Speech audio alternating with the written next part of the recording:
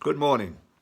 Well, into this holy place, as I said, we had the menorah, the seven-branch candlestick representing the very light of God. And once again, if you think about Revelation and John going into the very heavens, he sees there the seven great big branch candlestick giving out light in the very presence of God. See, Moses had seen this. That's why he develops it and why he gives this image to the people. He had seen this already in his image of heaven. And I'm sure that's why he created his candlestick, to show it in this particular way. And the bread of the sustenance of the people on the other side, reminding them that they depended every day on what they needed. But in front of the veil, which hid them from the very Ark of the Covenant, was put another altar, and this altar was the altar of incense. And this is where incense was burnt morning and evening, representing the prayers of the people.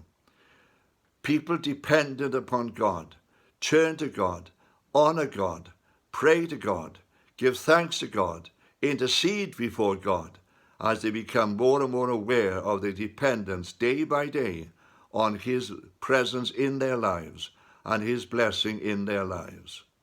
So we have this holy place with the light and the bread and the incense being burnt, representing the prayers of the people.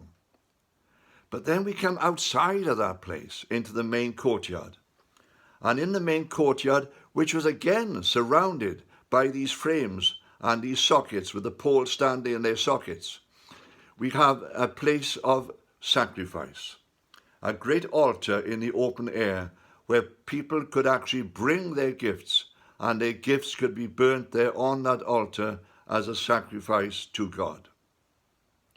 People may say, why was this necessary? Well, the strange thing is, in the book of Deuteronomy, Moses gives us the answer to this. He says, you bring your tithes before God, and you bring your offerings before God, in order to remind yourselves of your dependence upon God. This is the important thing. It's not that God somehow demands sacrifice, but we need to make sacrifice in order that we can remind ourselves of our dependence upon God.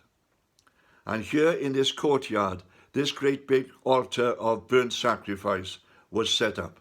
And the people brought their gifts here, where they were actually slaughtered, and the animals they brought, and the goods that they had were brought, and was burnt on this altar, the altar of sacrifice, in this great big courtyard, in front of the holy place, which was, of course, in front of the Holy of Holies.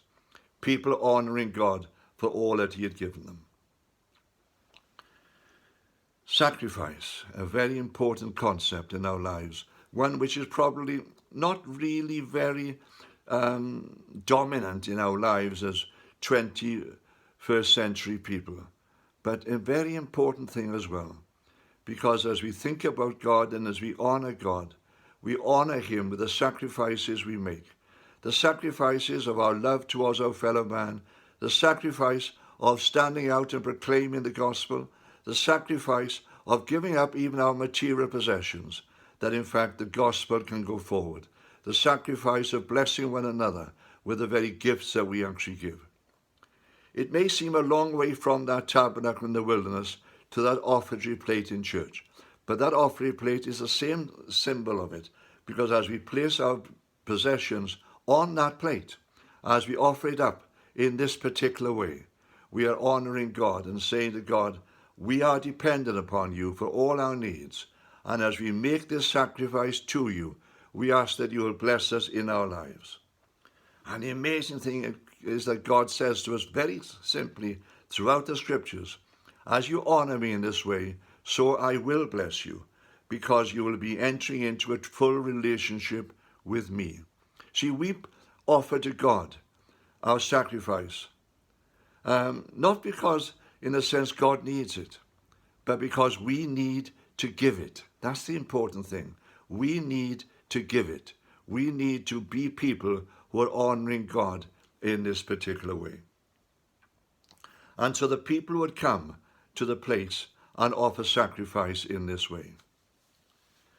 When later on the temple was built in Jerusalem, it was built in the same pattern, with the Holy of Holies containing the Ark of the Covenant.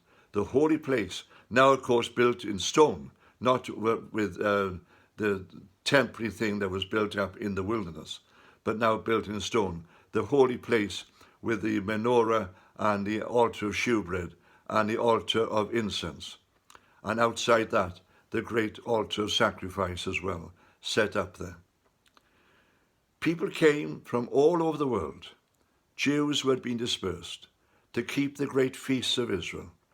And they came there and they bought in the temple grounds the different things they needed to offer in sacrifice. They couldn't bring all their animals with them, so they would sell their animals where they were living. They would bring the money to Jerusalem. They'd buy a new animal in Jerusalem with that same money, and they would offer it up. Of course, the trouble is, the temple itself had become almost a marketplace, selling these animals to the people to offer up in sacrifice in this way. And that's why Jesus becomes angry with them, because in fact the priests in the temple were defrauding the people in many ways. And when he came into that temple after Palm Sunday, he says, "You've made my Father's house into a marketplace." And he turns over the tables and he sets the animals free. He says, this should be truly the house of prayer. Amen.